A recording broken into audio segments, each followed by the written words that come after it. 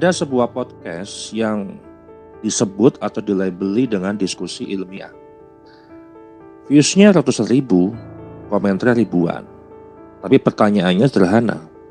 Apakah ini benar-benar ilmiah atau justru benteng terakhir narasi Ba'alawi yang mulai runtuh di ruang publik? Karena data saya menunjukkan saat legitimasi institusional melemah, narasi tidak lagi dijaga oleh dalil, tapi oleh barisan komentar yang polanya berulang, agresif, dan defensif. Nah, video ini bukan untuk membahas isi daripada podcast tersebut, ataupun menyerang seorang sosok pribadi, ataupun membahas terkait permasalahan yang ada di podcast tersebut ya. Dan juga bukan membahas iman, dan bukan juga membahas siapa yang lebih mulia. Ini adalah kajian empiris tentang bagaimana narasi bertahan saat kepercayaan publik terhadap klaim nasab itu sudah melemah.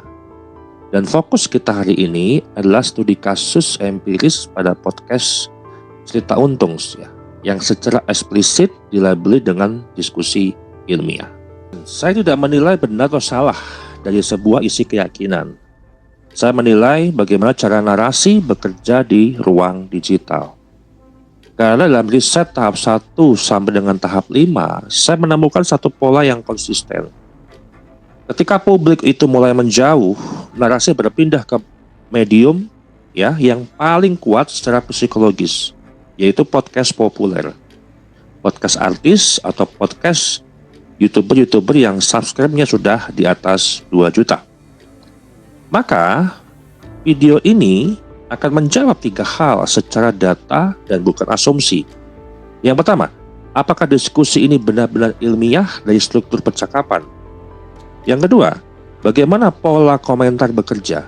Organik atau terjaga? Apakah pola ini identik dengan podcast besar lainnya seperti waktu yang lalu di bulan Oktober, Deddy Corbuzier dan Habib Umar? Dan semua yang akan saya sampaikan itu bersumber dari data-data komentar, metadata video, dan transkrip 30 menit awal, serta pembanding lintas kanal. Jika sebuah narasi masih besar dan benar secara metodologis, maka narasi itu tidak butuh benteng. Tapi jika narasi itu butuh dijaga, maka pertanyaannya bukan lagi siapa yang salah, melainkan apa yang sedang dipertahankan. Prinsip dasar riset yang saya sampaikan di sini yang pertama adalah unit analisa utama, yaitu komentar video pada channel Cerita Untungs yang menghadirkan Haji Ajil Ubaidillah dan Faris Baswedan. Kemudian yang kedua, kanal lain sebagai pembanding itu adalah podcast Deddy Corbuzier dan Habib Umar yang bulan Oktober lalu sudah berlangsung, dan podcast-podcast lain yang secara netral ya, dan ini hanya sebagai pembanding pola, bukan pembentuk sebuah persentase. Yang ketiga, tujuannya adalah menguji apakah podcast populer itu bisa dipakai sebagai benteng terakhir narasi Ba'alawi ketika legitimasi publik itu sudah lemah. Dalam riset ini, pertanyaan riset adalah apakah dominasi narasi Ba'alawi di podcast Cerita Untungs dijaga oleh operasi buzzer terstruktur, dan apakah polanya identik dengan podcast pro Ba'alawi lain yang lebih besar. Kemudian hipotesis yang pertama dalam riset ini adalah semakin populer itu kanal, semakin besar proporsi buzzer defensif dibanding dari dukungan organik. Kemudian hipotesa yang kedua, podcast berfungsi sebagai benteng terakhir hegemoni, bukan ruang dialog terbuka. Nah, kemudian bagaimana metodologi riset ini berjalan? Data utama adalah scraping komentar daripada Cerita Untungs dengan 1.223 komentar. Tekniknya menggunakan random sampling, kemudian coding manual dan pola narasi yang berulang, serta cross-check dengan template daripada narasi Deddy Corbuzier dan Habib Umar. Dan di sini saya mengklasifikasikan dengan 3 kategori analisa, 3 kelas, yaitu buzzer terkoordinasi, kemudian public, netral, dan bingung, kemudian pro, tesis, keimat. Nah, Di dalam temuan-temuan yang saya sampaikan ini, ya, yang pertama, analisis percakapan dan framing podcast. Kesimpulan utama, podcast melabeli diri sebagai diskusi ilmiah, namun tidak memenuhi standar diskursus ilmiah. Temuan-temuan kunci yang saya sampaikan di sini yang pertama adalah tidak ada tesis ataupun antitesis ataupun verifikasi. Tidak ada yang namanya perumusan masalah, tidak ada hipotesis, tidak ada metodologi, tidak ada uji bantah data. Kemudian yang kedua, framing dominan, legitimasi moral dan bukan sebuah pembuktian. Repetisi kata adalah adab, persatuan, guru, dan marwah ulama. Kritik dialihkan dari substansi ke etika yang berdiskusi. Kemudian, teknik depolitisasi kritik. Kritik metodologis diposisikan sebagai polarisasi, merusak ukhuwah, dan tidak beradab. Nah, ini adalah bukan sebuah bantahan ilmiah ataupun diskusi ilmiah, melainkan normalisasi kekuasaan simbolik.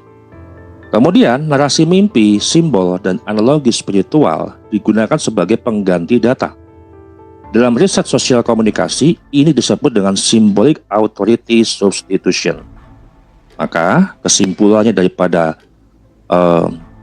narasi yang disampaikan dalam podcast tersebut, bahwa podcast bukan ruang ilmiah, melainkan ruang legitimasi simbolik yang disiapkan untuk ditopang oleh reaksi massa digital. Ya, kemudian temuan kuantitatif operasi buzzer. Ini fokus terhadap video cerita untung saja dengan dataset 1223 komentar dengan views 195.925. Kemudian like kurang lebih adalah 5.000. Sampel dianalisis menggunakan random stratified dengan margin of error adalah 2,5%. Kemudian hasilnya adalah klasifikasi komentar, narasi penjagaan ataupun buzzer defensif itu sebesar 46%. Ini juga selaras dengan riset sebelumnya, yaitu 48% narasi baklawi dijaga oleh barisan massa buzzer. Kemudian publik netral ataupun penonton pasif itu sebesar 34%. Kemudian yang pro tesis keimat atau substansial itu adalah 15%. Lain-lain ataupun sebuah noise itu adalah 5%. Nah, ciri kuat komentar buzzer itu adalah yang pertama, repetisi legitimasi dengan nakobah internasional. Serangan personal terhadap keimat sebagai pion, dibayar, ataupun bodoh, ataupun tesis abal-abal misalkan seperti itu. Nah, tuduhannya adalah operasi intelijen. Framing wajib taat otoritas, bukan terhadap bukti. Maka kesimpulan daripada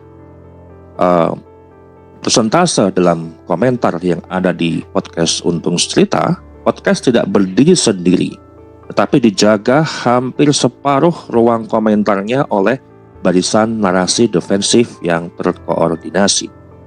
Yang kemudian, bukti pola empiris yang berulang. Saya menemukan 3 pola. Yang pertama adalah authority locking, atau yang disebut dengan keabsahan Bahlawi itu diakui ulama dunia dan nakobah internasional. Artinya apa? Mengunci diskusi agar tidak boleh diuji oleh siapapun secara metodologis. Kemudian pola yang kedua, delegitimasi personal. Menyerang pribadi personal, mengkritik, terutama tesis keimat dan pendukung tesis keimat. Artinya apa? Serangan karakter itu menggantikan bantahan data. Kemudian pola yang ketiga, sakralisasi konflik. Penolak nasab itu diartikan adalah munafik akhir zaman. Dan artinya adalah konflik ilmiah dinaikkan menjadi konflik iman. Dalam hal ini, temuan-temuan ini kesimpulan khusus yang bisa saya sampaikan. Podcast populer berfungsi sebagai benteng terakhir hegemoni nasab, bukan sebuah ruang ilmiah. Isi narasi simbolik diperkuat oleh operasi komentar defensif, range-nya adalah 45 sampai dengan 48% untuk menjaga legitimasi yang sudah runtuh secara epistemik. Dan kemudian bagaimana karakter buzzer yang ada di podcastnya Cerita Untung? Buzzer di sini lebih kuat dibandingkan dengan kanal biasa. Kenapa? Yang pertama, panjang komentar yang tidak wajar, bahasa otoritatif bukan diskusi, fokus terhadap nakobah internasional, legitimasi personal keimat, dan tuduhan konspirasi. hampir tidak pernah menanggapi argumen teknis. Ini bukan ekspresi iman dan ini adalah penjagaan narasi. Yang saya baca barusan ini adalah baca komentarnya, gitu ya. Kemudian pola pembanding dari dua kanal kesamaan dengan podcast Deddy Corbuzier dan Habib Umar di sini dengan Cerita Untung itu memiliki 5 pola yang sama. Yang pertama, kedua-duanya itu memiliki framing adab, kemudian anti metodologi, eskatologi, kemudian tuduhan proyek, dan dominasi buzzer. Dan kedua podcast kanal ini adalah polanya sama. Artinya apa? Ini bukan sebuah kebetulan, tapi desain narasi. Kemudian bukti empiris yang saya sampaikan di sini itu yang pertama adalah bukti keras. Distribusi proporsi komentar yang bersumber daripada podcast Cerita Untung dengan 1223 komentar. Temuan-temuan kunci ini baik buzzer penjaga narasi, kemudian publik netral, protesis keimat dengan margin of error 2,5%. Kenapa? Karena ini bukan opini. Ada jumlah komentar nyata, bisa diulang siapapun. Replikasi pun terbuka. Dan ini bukan perasaan, ini distribusi statistik. Kemudian bukti yang kedua adalah contoh komentar buzzer. Ya. Jadi yang bisa saya sampaikan di sini adalah tuduhan dana besar tanpa bukti, delegitimasi personal terhadap keimat ataupun pendukungnya. Kemudian otoritas ditutup pada nakobah internasional, anti dialog metodologis. Nah, kenapa saya katakan ini bukti kuat? Ini bukan interpretasi. Ini kutipan mentah, bisa diverifikasi publik satu persatu. Silakan boleh dicek sendiri, ini teks asli, bukan framing saya. Yang ketiga, bukti yang paling keras itulah absennya debat metodologis. Dalam 1220 komentar, hampir tidak ada bantahan metodologis terhadap kritik kitab sejaman, kritik genealogis, ataupun kritik validitas syuhrah wal istifadah. Logika sederhana untuk yang teman-teman di sini sampaikan adalah kalau tesisnya itu salah, seharusnya yang diserang adalah metodenya, bukan orangnya. Yang diserang orangnya, bukan argumennya. Kemudian bukti pola, kesamaan pola yang saya sampaikan dengan podcast Deddy Corbuzier dan Habib Umar, ini bukan untuk persentase, tapi untuk verifikasi pola. Kesamaan yang bisa ditunjukkan adalah framing adab dan akhlak, kemudian eskatologi, otoritas tunggal, anti sains, dan anti uji.